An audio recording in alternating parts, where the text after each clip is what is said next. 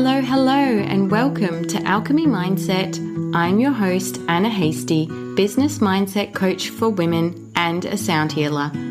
If you are ready to become the most aligned, magnetic, and confident businesswoman you are worthy and deserving of being, then this show is for you. This is where I share everything from mindset, energy, and spirituality, and how to embody your future self in business and life. Sprinkle that with deeply relaxing sound healings and meditations, and you have the Alchemy Mindset podcast. Hit subscribe so you always get the latest episode. Now let's begin. Hello. Welcome back to Alchemy Mindset. I'm Anna Hastie, and you are listening to episode number 92, Parallel Lives and Returning to Oneness with Kerrie White. This is part 3 of the trilogy of episodes around the events, healing, and personal growth I experienced back in July and August when, sadly, my car was stolen and destroyed in a fire. Now, if you haven't heard the story around this or what this all means, head back to episode 90 and then you can chase it up with episode 91. So episode 90, I go through all the things that happened, the events and what happened afterwards, and why I needed energy healing within this situation and circumstance. Because I tell you, in the weeks following that event, I struggled deeply with the feeling like I didn't belong in Broome. Like I felt like I couldn't be here, couldn't be in my house, didn't like being outside, didn't want to be at the beach, didn't want to be at the shops, didn't want to be anywhere. I felt like I just didn't belong in Broome anywhere. I just didn't resonate with being in Broome's energy and space, and I wanted to leave. I remember telling Francois that I felt like I was stuck between two worlds, neither here nor there, but I was in one and out of the other. I don't know where I was. It was this horrible feeling. Then came my healing session with Kerrie, and everything became clear. I was actually experiencing the effects of a parallel life. I know.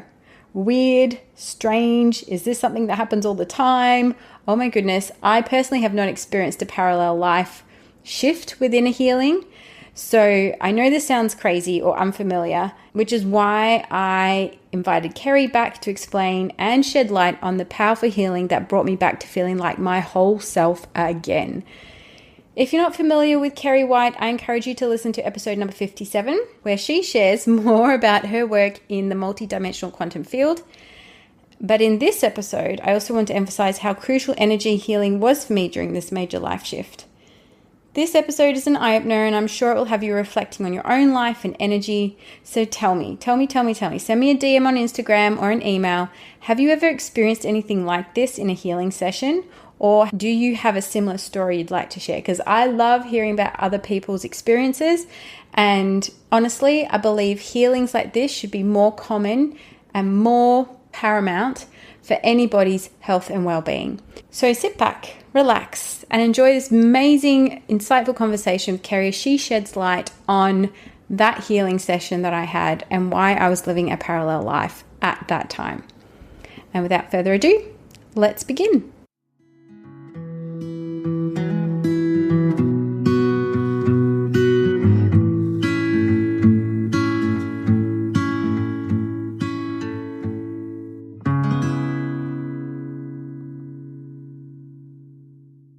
Hello. Hi, Kerrie. Welcome back to Alchemy Mindset. Thanks for having me, Anna. Lovely that I'm back again. No, you're back again. This is so amazing. I always knew you'd come back. I just didn't know when or in what capacity or how it would roll, but welcome back to the show. For the listeners, if you haven't heard Kerrie's previous episode, I'll link it in the show notes below, but by all means have a tune in to find out who Kerrie is, what she does, and all the magic that she offers in energy and multidimensional quantum healing. Kerrie, I've got you on the show today to talk about and help unravel the situation I found myself in back in August, where I got on a healing session with you online, and I was like, Kerrie, my car was stolen, it was written off, and I feel like I just don't belong in this world right now. I feel like I'm neither here nor there. I feel like I'm in between two places at once. I know that this is happening for a reason, and it's part of a bigger shift and like quantum leap, if you want to call it. But what the hell is happening? I just feel like I can't be here in Broome anymore. And what unraveled in our healing session was that I was experiencing the effects of a parallel life, which I've never experienced before in a healing session. Like, I understand that there's parallel lives. I've done a lot of healing work with you and others and on myself around past life. That to me makes complete sense. But parallel life, like, I was like, whoa. So I would love you to share today what is all these timelines and lifelines and things like that for the listener, because I think for you and me, it's easily like we talk this, we live this, we understand it. But for anybody from the outside, it's like a parallel life. Like, how do I know if I'm living a parallel life? So I'd love you to begin. What exactly is a parallel life? Like, how do you identify that or know what that is? Parallel life is the way I would identify it is I can feel that it's actually a version of you. So it contains the same energy field of you in this life. So I suppose it would have the same body, the same personality, the same kind of persona, but then there's almost what we'd even call a fragmentation of that. So again, even like past lives could be classed as a fragmentation as well. But the way to determine the difference would be this is a fragment of the whole of who you are in this life. Like, it has the same journey that you've been on up until a certain point, and then it decided to split. And it's interesting because when we get this split, it's almost like a version of you with a lower consciousness, because again, like in a way, when we look at it, every part of us is almost like a fragment or a fragment of source itself. So to become even more fragmented means we're becoming even more separated from ourselves. And this is why it becomes so detrimental to our day-to-day lives when we have fragmented parts, because really we're going back to wholeness, to oneness. When we get a fragmented part, a part of us has become so indecisive. It's almost like it's a charged emotional field that creates almost like a separation of a part of you. And we can almost feel like a whole fragment of you kind of breaks off.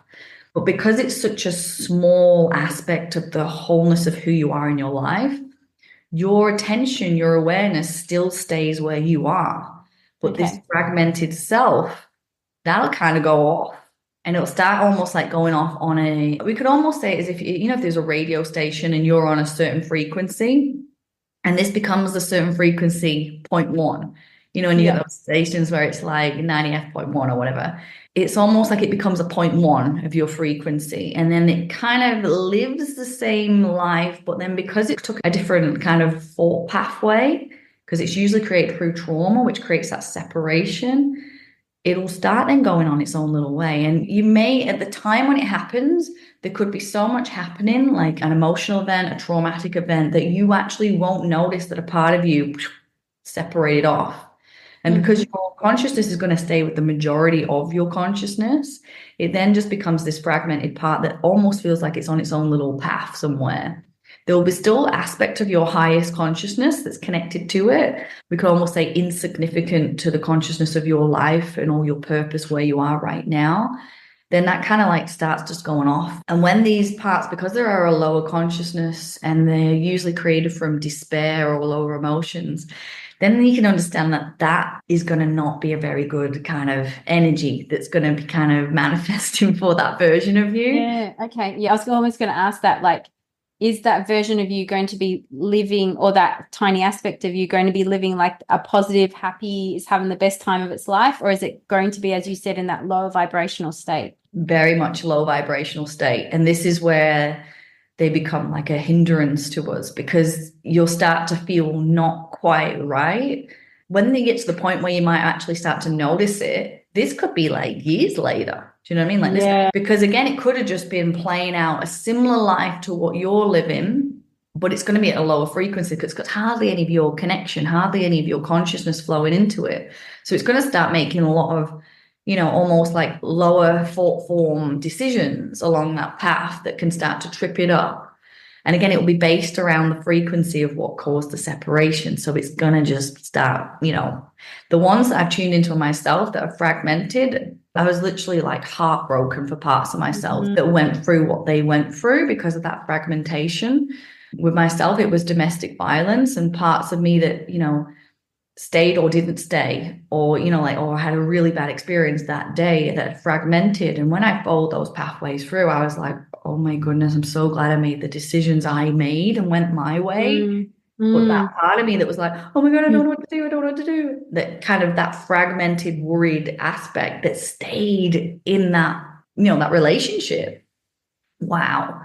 And I was almost like, how can this even be me? How can this even, Mm. like, because I could see it was me. That's the thing. Like when I was tuning into this is how I actually got quite aware of it myself, because I was like, this is me, but it's me at the age I am now. And then when I followed it back, it was actually a fragmented part from when I was 28. When the trauma happened to me at 28, from 28 years, like, you know, it was still the age I am now. It was aging as I was aging, but it took the path of staying with that abusive relationship. And it was not a good place. I was literally, there was actually so little life force in me in that life. It was like I was completely black. Wow. But there was a spark of me in there, and that's the thing, because this is what happens. It's like there's a spark of me in there that resonates with who I am here. But that spark of me in me was covered in darkness. So I had to literally, you know, go in there and recover myself. And I had to actually clear and collapse that whole timeline of that version of myself had all those years that I've not noticed that it was gone from me. And that's kind of what we did with you as well. We kind of like, we had to peel back and go, right, okay, this version of you has been experiencing all this stuff that's actually not in alignment with who you even are today. Like this doesn't happen to Anna, you know, like this just doesn't happen to you. No. And that's the same when I was tuning into me. I'm like, why would I even make these decisions? Why does that even happen? Because again, it's coming from almost an irrational, worried, you know, it's probably the most vulnerable aspect of you that just, and then that aspect that is making decisions. So it can be really chaotic. But the beautiful thing is we can integrate them back in and heal everything that they've been going through, which again can feel quite bizarre. Within my own story of that, when I actually brought back and healed down and collapsed the timeline, the 28-year-old version of me kept coming in. And it was like I couldn't even remember how to do things. It was really bizarre. So I had a day where I was like, why can't I remember how to do this? Oh, it's that version of me that never learned any of this stuff. It's that version of me that never had all the experience I had from 28 onwards in this life. And that version of me was clueless. So I was literally like, okay, this is not me. This is 28-year-old me. And actually, yeah, I didn't really know very much at 28. It was what I got to learn as well. It's like I didn't realize how much I didn't know until I connected with that version of me and was like, wow. So I then had to almost grow that version of me back up, integrate into the wholeness of me at my age. So yeah. And how did that work? Like, how did you do that to bring them up to speed? Like, okay, sit down, babe. Just going to give you the summary of how we get here, or was it again just through like a healing in itself? Yeah, so it's almost like it's how we would do the fragmented parts, which I actually do teach this in my level 2. So fragmented parts, we can get inner child parts of us, and basically that's what it is. But most of the time, fragmented parts just become trapped in us. You'll have a traumatic experience or a highly charged emotional frequency, and they'll just be trapped in parts of you. And you don't actually get it very often that they become a parallel life. Like I've not found very many of these. So I would say I don't know how actually common it would be.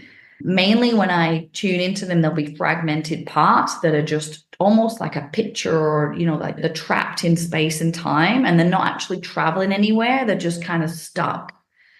But the part of you that almost goes into a parallel life that continues to live on, like I'm not sure of the exact, you know, energetic frequency of that it's almost like it must just have so much more momentum of what's next that it actually just continues on. So I could say that would be the only thing that would distinguish it.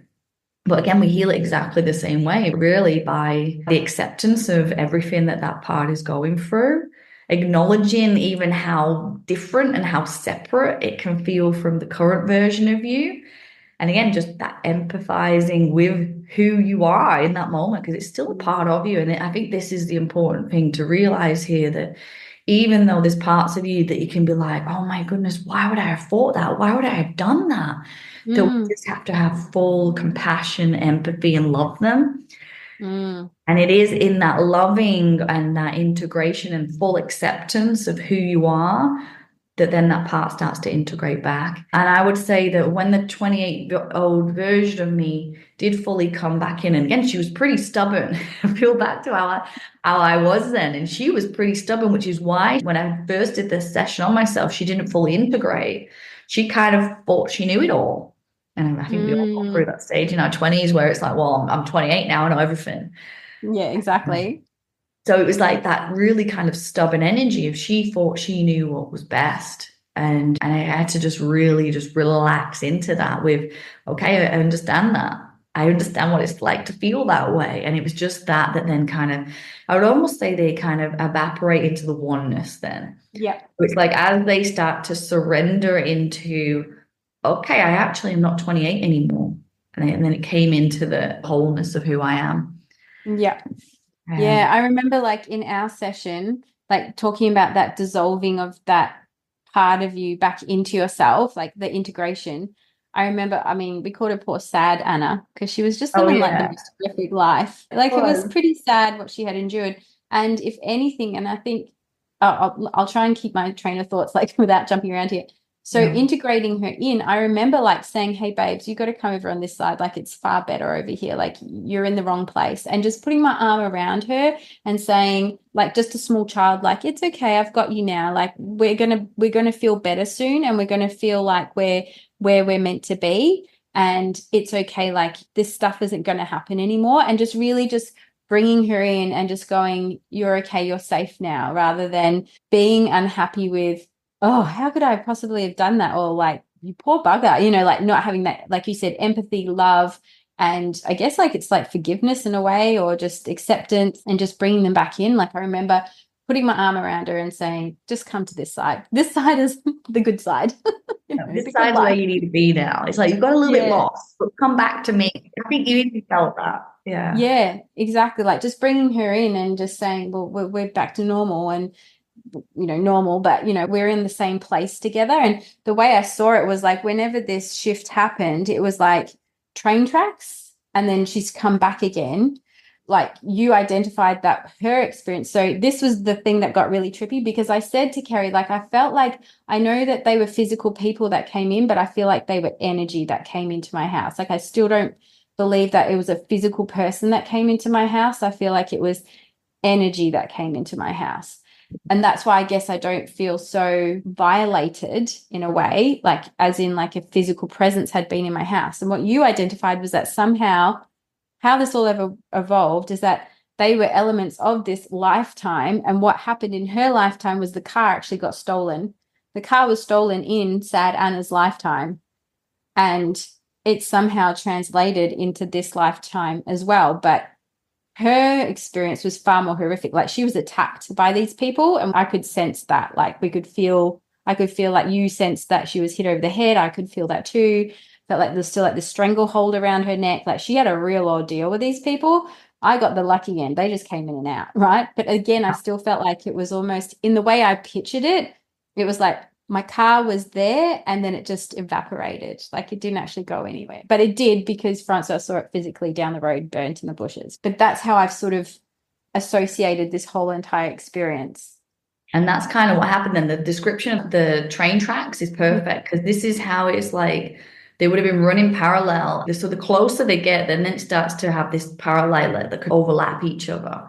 And Mm-hmm. that's when people might even experience, when they're like, oh, why do I all of a sudden feel really depressed? Or why is everything going wrong today? And then they could be okay again. But again, it could be like these train tracks of those parallel lives that could start to overlink and overlap. Yeah. And that's kind of what happened with you. But it's almost like with you, your higher consciousness needed that to be fully processed because sad Anna was having such a horrific time that her experience was dragging you down. Like, as that's Mm. like that fragment of your soul that was trapped in that experience. She was just getting weighed down with all that stuff that was happening to her. And it's almost like the highest version of you were like, we've got to somehow get this healed, but we have to let Anna know that it's here. And the only way to do it was then to allow that crossover. So it's almost like you had to almost rescue her. And again, this is how safe you are in your current life, though, that you completely didn't have any interaction with those people. You got No. to completely miss that. Whereas sad Anna, like she had all that, but she had to be rescued because it was almost like with that traumatic experience, for her to continue on with that, it would have really dropped your vibration. And you were in that zone where you're like, you're traveling up, you're traveling into Yes. more higher consciousness. And there was no way a fragment of you could remain in that trauma. It's almost like that, we say in the radio signal. The signal so close together that it's just a tiny little dial switch to one side and boom, it's in this life. So there's so much going on in that realm. Oh, and even just hearing you say that, like we identified that she'd been having a pretty rough time in Broome anyway. And what I was feeling at that moment in time was like, I just wanted to get out of Broome. Like I couldn't be here anymore. Like my time was done. The egg time had gone off and I was like, we're done. Broome, we're done. Like my energy, what I've received from you, what I've learned from you, what I've gained from you is done and I'm ready to move and I've got to get out of here. And what you had identified is that this was basically literally the nail on the head. Like it was like done, enough. I can't be here anymore. I want to get out. And yet, as you're saying, as I've heard you just say, then, if I'm shifting and up leveling my own consciousness into this new realm or this new era or this new phase of my life, she's still like that little anchor that's pulling me back. But it's her experience is so strong that I was getting stuck in there. Like I literally said, I feel like I've got one leg in this world and one leg in another world and nothing feels right. So once she was integrated, I finished our session and I walked out the room and I was like, fuck, I feel better. I feel so much better now. I feel free. Yeah. I feel free. Like instantly. It wasn't like a day. I mean, obviously I began to feel more and more myself as the days progressed. But after that session, I kid you not, I just felt so much more myself again. Like everything was going to be okay. Everything was fine. I guess I had that understanding of what was going on, but I'd felt the energy shift and change to be able to identify that this is me being in my normal. What that was not normal and I wasn't going crazy. And I think this is one question I had for you because it went through my mind was, how do people know that they're experiencing something like this? And maybe it's not necessarily parallel life, like, other things that you work on for people such as energies, entities, all those kind of stuff, energetic stuckness, if you want to just label it as a broad term. But like I thought to myself, if I didn't know this was something energetic and that I needed energy to complement everything I've gone through, to work through, to heal and resolve this situation, would I have gone to a doctor and what would they have given me to just deal with this? Yeah. Like, how do I translate this to someone in the medical profession that I feel like I'm neither here nor there and I'm just not in my body anymore? I don't feel right. Like, how do people live their life and not realize that actually energy healing is probably what they need more than another medication or something to numb this pain? Like, I could only imagine turning to alcohol, and I don't drink, to just get me out of this situation. But how do people not know this is what went through that? How would you not know that this is something that isn't something that a doctor could fix or help you with? I mean, when I feel into that, it's almost like I feel like a doctor would be like, well, you're bipolar. You need to be on this medication now. And again, maybe that is what a lot of bipolar is. There's two different minds going off in two different ways, and which one is stronger?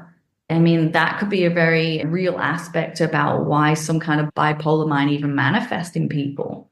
And again, it's not integrated because it's like a magnet.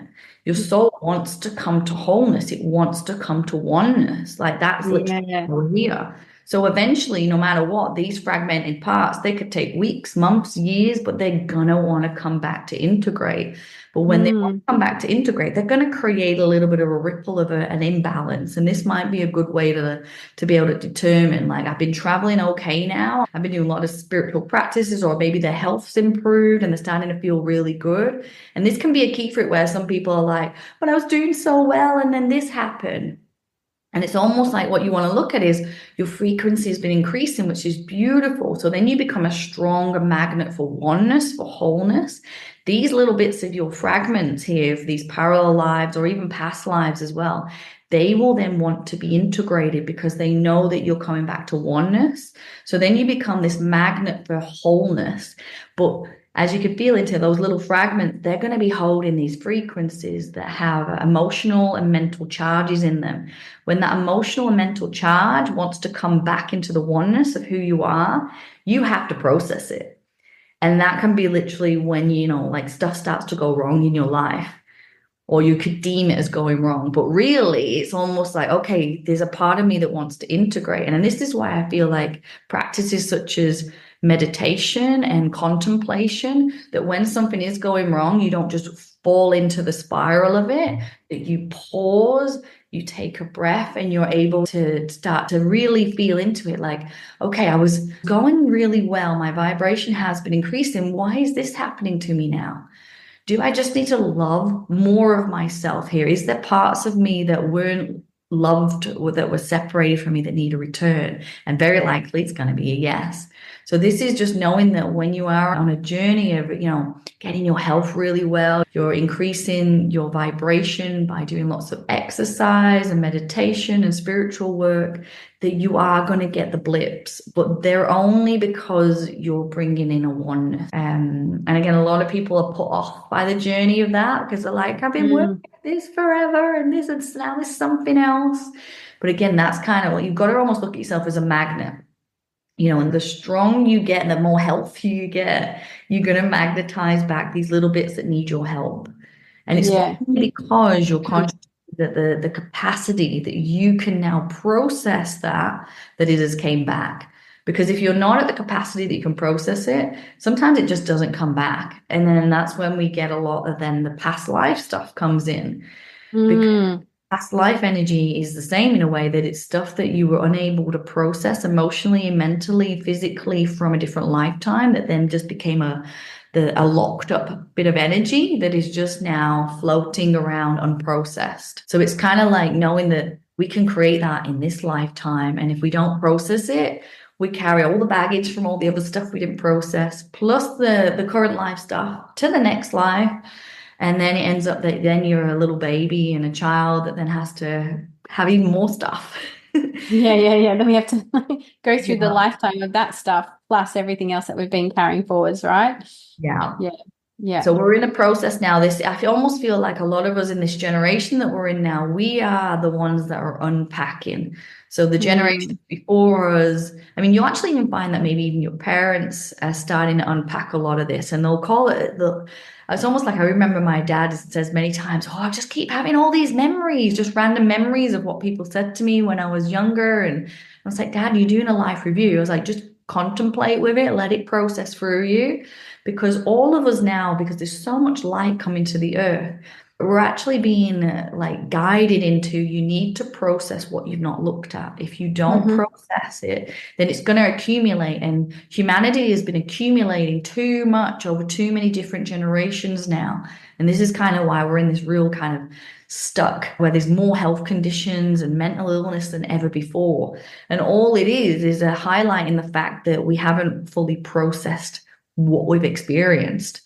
And literally, as a soul in a human form, we're here to process our experience. If we don't, it starts to trip us up. Like literally, that's the reason we're here, to fully process the experiences that we move through. If we choose to block it away, or it's that energy of, we'll just hide that in the closet, we'll sweep it under the rug, we won't talk about that, we won't look at that again. That is creating all that noise in the background, and then it creates that sickness. And it can manifest in many different ways. Again, when I even see people with different diagnoses, it's almost like the same kind of liberation to health is usually the same pathway. Deal with that you couldn't process, and you will get better. Yeah, that's so interesting with what you're saying about processing everything that we're in this lifetime, and that we are a generation that's opening up that doorway. And the way I see my own journey within this is that what I work on myself is not only shifting and changing the timelines and the life that my daughters will have, but also further back, like I'm healing my parents and my grandparents and their grandparents and generational lines back that way. And then if we're looking at like past lives, then I see like I'm influencing those lives and all those connected around those lives. So it becomes like this massive spider web of healing backwards and forwards, which I feel like is very powerful. Like it's such a gift to be able to do that in a way where it's, yes, I'm working on myself, and that's amazing. Like, don't we all want to work on ourselves to be the best that we can possibly be? But I'm also gifting this backwards and forwards and sideways, I guess you could say as well, because Francois is also being influenced by what I receive, that it's extending out as a big spider web of healing for everybody. Yeah, it's like we're healing the body of humanity, and you can think of each one of us, we're almost like a cell within that body. And when every single cell starts to kind of heal itself, it creates a ripple effect. And this is why we almost become the antidote for the whole. When we have those aha moments, when we have those shifts into our own oneness, we become a signature within the whole. And again, like when you think of humanity, what is humanity? It is a full fragmentation, like it's a fragmentation of a great whole. So we can feel how we're all going back into that oneness. Yeah. And I feel like this is something that's just comes out through when I offer my sound baths, is that we are coming back to ourselves. Like we need to come back to ourselves without all the distractions of whatever we've done on our day-to-day journey in life. Come back to one to receive this healing, but knowing that then you're a beacon of light, as I like to say, as you go out in the world, and this is having a ripple out effect. We are literally heading into this phase of Aquarius now where, like everything's changing into self-mastery. And this is where you don't look to other people so much to help you. Yes, you can have healers guide you through stuff. And that's why when I do my healing sessions, I very much like to get someone in tune with where I'm at and guide you through it. So you get to learn and empower yourself through the whole process of liberating yourself. Basically, I'm just, I like to be like that guide within that process, because we're all going into mastery. And it's like mastering the self, mastering like our own emotions and our own thoughts. And when we start to become into mastery, we're not looking for someone to rescue us. We start to empower ourselves. And then empowering the self then can be, I'm going to look at all the stuff I've not processed, because that then will empower me. Like what was I scared to look at in the past that now I'm empowered to look at now? So we're heading into a whole new chapter of humanity for these next, I think it's like 20 years now in that vibration that we're going to be moving into. Yeah. And like you said, for anything, and we can witness this through the world, there has to be, when there is a shift or something like that, there is that ripple out effect, and it may cause chaos and it may cause like upheaval, but it's almost like you have to shift that out to allow more light through, and to have these breakthrough moments, to have these healings, to have these integrations, because as you said, we're all coming back into this oneness, this wholeness. And I keep reminding myself, like, this whole experience for me wasn't that it was happening to me, it was happening for me. Like, as soon as those police officers walked through the door and said, "Are you the owner of this vehicle? It's been stolen. It's now burnt, whatever, burnt out." I was like, okay, this is part of something. Like, I'm not, yes, I know I'm going to have to integrate all this. I'm going to have to go through all these processes and emotions and feelings and everything else. But I know this is actually part of something, and I'm not completely flipping out over it. I have acceptance of this. And I think that's why I haven't had that feeling of like I've seen it before on Facebook community groups where people just rip through and say the most horrible and violent things and thoughts around what they would do if they caught that intruder, which, yes, it's not nice to have someone come into your house uninvited in that way. But I just had no feelings towards them. I'm like, I have nothing towards you guys. Like, there's nothing. I know you did this and it's wrong, but there's nothing there. I know that this is part of what's something bigger that's happening for me, and I accept that. And to see it in that light was also a bit weird. Like, part of me was going, are you sure you're not going to get revved up and really angry and really like, how dare this happen, But yeah, I feel like when we have these experiences, like you said, that contemplation and the reflection, the meditation is, this is happening for me for a reason. And I feel like sometimes that is a really hard thing to understand when we have dealt with some really big traumatic experiences and situations in our life. Yeah, definitely. And it's almost like you can see how like it happened with so much, in a way, like you were the most protected way it could overcome, like all needed to integrate. Like you had no interaction with them, and the first you found out was someone knocking, the police, who were safe people, told you. And by the time it's like the police are involved, it's like, oh, well, this is already safe now.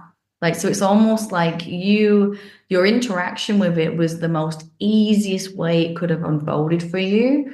And again, we could always be like, well, why did my car have to go? But again, the car was insured. You can get a new car from the insurance. It was a little bit of, again, it's like that little bit of a hiccup that we can experience. Mm. It's like how much learning has came from that, how much integration, how much wisdom now you've been able to hold from that experience. And wow, was it a gift? Absolutely. And then we did some work on them guys as well, didn't we? We did, yeah, in our second set. Oh, well, I think in the original session you said that there was like a karmic relationship that had to be healed between me and the main person. And then that all sort of got kind of resolved within that session. And then in our most recent one, because the police caught two people in regards to the whole theft, and that we just did a bit of a healing around me feeling safe within my house again and within myself, and not having, and sort of, I can't remember exactly what we did around these guys, because I did do my own meditation and forgiveness prayer, because I realized that actually, while I didn't necessarily have big, strong feelings about them or to them, I still felt like it was I guess that I felt like there needed to be healing or some sort of, what's the word? Not resolve, but resolution between this situation between me and these other people. And that's where I was like, Anna, this is where you have to do your forgiveness prayer. You have to do your Ho'oponopono, because yes, it's hard for you to say, but they did wrong to me. But the whole process of that is making right twice. And you're the one that's empowered and of the vibration where you can heal that. They can't. They're never going to come to you and say, please ask for forgiveness. I'm sorry. Thank you. I love you. They're not going to do that. You have to do that for them and for yourself. So I did that. And then I did another meditation about calling my power back, because I felt like in that moment, there was a part of me just around the idea of having to like maybe be in front of them if I had to go to court to give a statement or something. But I just realized that actually there was an element of me that had lost a bit of my own power within that whole situation, and I called that back. But then I can't remember exactly what we did in the second session around all of that, like just feeling that little bit more safer within my house, like bringing safety back into my vibration. Yeah. Yeah, there was so much we had to work on there, wasn't there, with bringing all that back. And again, like you say, certain people we have to heal within our own healing. They're never going to do it. They're never going to do the work. So it's almost like when we clear our own karma and our own involvement in it, we're clearing such a ripple of that through, like it's almost like maybe that's changed that ripple on those two guys' life now. Yeah, I hope so. I really do. Like, I hope that in some way something happened that will help them in some small way, maybe even a big way, of a realization that their life path and journey doesn't have to be like that they have more options and opportunities if they make good choices, or if they have that awareness, or if they allow that to come through. Yeah, because no doubt they've come from a situation and a life and a lifestyle and a conditioning of a lower vibrational frequency that's led them to think that it's fun to take other people's car for a joyride and then go torch it in the bush. So Exactly. yeah. And it's almost like that disrespect for other people's lives and property as well. Like again, it's like that lack of, I mean, again, it's disconnection. Disconnection with only disconnection within themselves could see that it was, like it was even possible to take someone else's, car. And again, that's why it's like we have to integrate back into connection again. And this is where I even say to people, like people can do the most horrible things, but hate creates more hate. Anger creates more anger. The only antidote is we have to love those that have disconnected, those that have chosen a pathway that, that is on disconnection, and it just creates more disconnection from themselves and others. We have to link the bridge back to them to love. And it doesn't mean they get away with what they did. It just means on an energetic level, we have full empathy that this soul has become separated from themselves. Because really, you can only do stuff that is out of alignment with other people if you're separated from your own self. Because you know yourself, like the more you're connected to yourself, the more oneness you feel in yourself, you don't want to do anything to harm anyone. And you would never take from anyone, because it's like taking and harming yourself. So yeah. Yeah, I agree. I agree 100%. And I think one thing you've said there is like hate breeds more hate, anger breeds more anger. that's why I think I felt no need to express that, even though these people did wrong by me. I felt like I don't need to go and do a massive torrent of like anger and hate and whatever Mm. against people or a certain, I don't know, I'm just going to say like a certain kind of person, blah, blah, blah. Like I have no need to express that. Like there is nothing in me that can express that. I see no value in expressing that. And I think that's, for me, that was really profound as well. Like just to sense and tune into this whole entire scenario that was going on. And it just still blows my mind, like when I come back to it, how everything, I knew within myself, as soon as it happened, it was like, I better book in with Kerrie, better book in for a healing, because Yeah. that's how I see my life. I see my life as being the integration of these three amazing aspects of myself. I'm physical, I'm mental, and I'm like energetic. And it's important to bring it all in to integrate the whole. Like I did the mindset work with Nikki, and she really supported on helping to regulate my nervous system and help me understand this shift and change that I was moving into. But I knew on another level that there is energy that has to be shifted here, because this is not normal for me.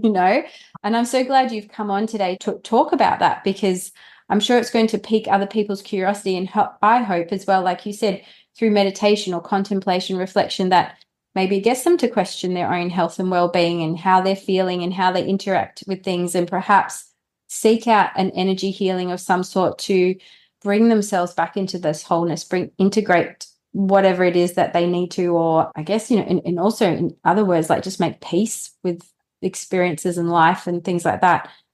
And for you to explain like how this all relates into the bigger journey of life that we're on, I think it's just so helpful, because I'm sure if I'd walked around town saying, oh yeah, I was experiencing parallel life, don't worry, I'm fine, people would be like, what the hell is she talking Yeah, about? and that's the thing. It's such a like it's a very like it takes you to be really at a higher awareness to kind of spot what's going on.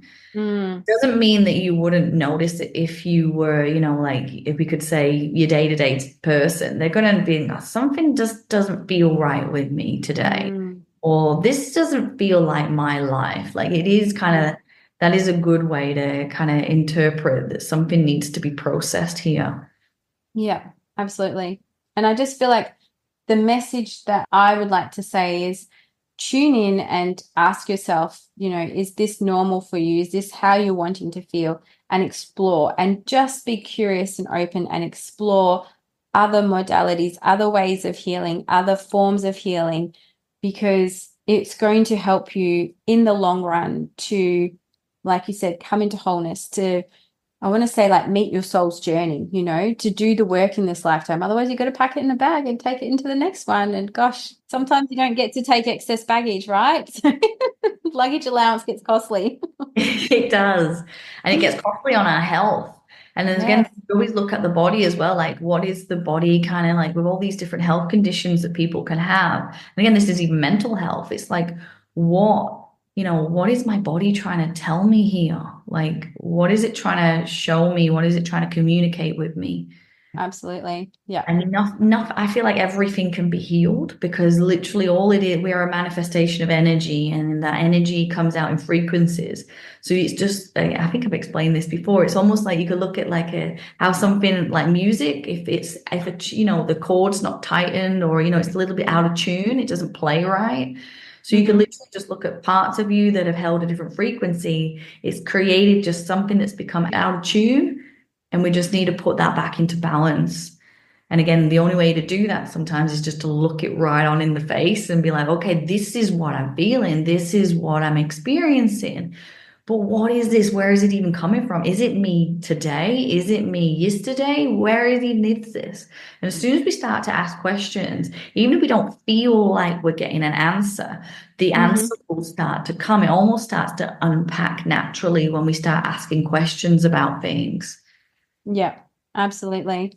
And it all starts with questions, doesn't it? Like if It you ask does. yourself a very good question, you're going to get a very good answer. So Yeah. yeah. When you listen, when you listen, when you listen, when you listen. Yeah. Yeah. Amazing. Okay. So do you reckon we've addressed everything that we've needed to? I think you wanted to go on. Did you want to talk about quantum leaps and then a shamanic death as well? Or, Oh, yeah. Okay. Sure. well, with the quantum leaps, I think you wanted to just know, like, how would we even look at that? How would we even define that?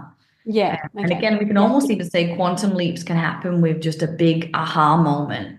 So when you're going through a spiritual journey and you're having, sometimes it can even happen from a healing, like when you would have had a big, like, oh my goodness, I get it. It's like that big aha moment where it's like, oh, all the jigsaw pieces seem to come together. Yeah. How I would kind of bring in a quantum leap of a feeling, it would be an aha where it's like everything starts to make sense so much that level of integration of wisdom and knowingness almost jumps you from one place within your reality to another vibration. And we can almost look at that as a dial on the radio station as well, where it's like you are just playing at this vibration, and then it's like, oh my goodness, that all makes sense. That links to this, that links to that, and you have this huge aha, and then all of a sudden you're vibrating at this completely new frequency that can never be changed again. You can only go up from there. And that's those big quantum leaps. And they completely feel like they change you from one moment to the next. You feel completely different from that epiphany. So that's what I would kind of explain as a quantum leap to come through. And this can happen a lot within healing sessions. That you have that huge epiphany, and then your whole emotional process and your mental processes come from a different level of consciousness. And I feel like this is very even similar to what you'd even call the shamanic death. The shamanic death is almost like it focuses more on the part that was, like the part that had to die almost, the part that was that vibration, what we say that was there, that we shifted up to up here. Then there's that bit doesn't even need to exist anymore. And it starts to, like it doesn't need to exist. So that shamanic death is the death of the old self, the version of you that was at that different vibration that had those patterns of maybe behavior, thought forms, and emotions that then just doesn't need to be there anymore. And it becomes Yeah. like a death because it doesn't need to exist anymore. Yes. Yeah. Yeah. Yeah. But yeah, so Yeah. they're very similar. I would say they're very similar, but it's almost like when I think into quantum leap, I'm more focusing on the actual boom, I'm over here, and this is all my new integration. When I think of the word of shamanic death, I'm almost reconciling everything that was the old self that is now gone. Yeah. Yeah. Yeah. Yeah. That would make sense. And actually, when you're talking about the quantum leap as well, like quantum leaps, as you've just said, can be big or large depending on what you've worked on in that energy sense. So I know just that, I think what you said, that realization or the epiphany. Like I Yeah, think there's been plenty of times I've had healings with you and I'm like, oh, that makes so much sense now. There's a yeah, little leap in that sense. There's a little leap, there's a little leap. And then sometimes they're bigger ones and then sometimes they're smaller ones. But the yeah. shamanic death is literally letting go of that old identity, that old way of being in a sense, and that you're shifting into a new integration of self. Yeah. And it's Yeah. almost like we don't even really need to even hold too much attention on the shamanic death because that just becomes Mm. a natural process that just falls away when you just fit Yeah. into the integration of the wisdom. Yeah. I feel like when you talk about that, just letting it fall away, I almost feel like here in Broome, we have lots of palm trees and you watch how palm trees grow. There's always something from the center and then the old palms that are on the outer side.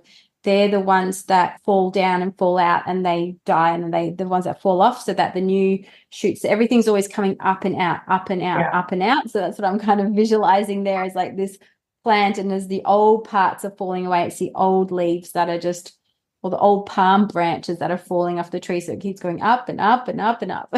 Yeah. And it just keeps growing. And that's Yeah. the perfect analogy of it there. Yeah, absolutely. Kerrie, I just want to say thank you so much for coming onto the Alchemy Mindset podcast to talk all about this experience that I've gone through and to really shine some clarity and some more meaning and understanding as to what parallel lives are, how they happened, past lives, quantum leaping, shamanic deaths, and the importance of coming back to wholeness and self in all this amazing shifts and times that we're experiencing here on this planet and as human beings. So again, I just want to say thank you so much for tying in this trilogy of episodes to basically help explain everything. So to the listener who heard the first episode, I'm not going mad. This makes perfect sense. Yes. We can It's always make sense of stuff when yeah, we're able to look at absolutely. all angles. So yeah. Yes, absolutely. So thank you so much. How can the listeners get a hold of you? Is there anything that you wanted to share with them?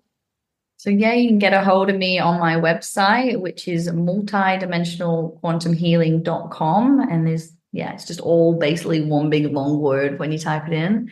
And I'm also on Facebook and on Instagram. I'm not massive on social media. You can also send me an email if you have any questions at kerrie.white@outlook.com.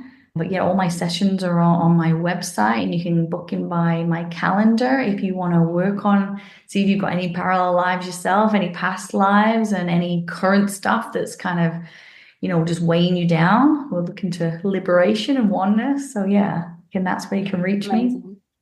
Amazing. Thank you so much for coming on the show, Kerrie. I so greatly appreciate you being here.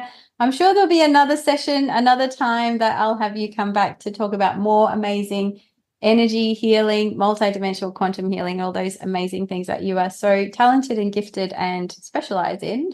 Have a fabulous day, and thank you again. Thank you. Bye. Thank you so much for tuning in and listening to today's episode. Please rate and review this podcast so that it can continue to thrive and reach more listeners. I love to know who my listeners are, so please screenshot this episode and tag me on Instagram at Anna F. Hastie. And I look forward to connecting with you in the next episode.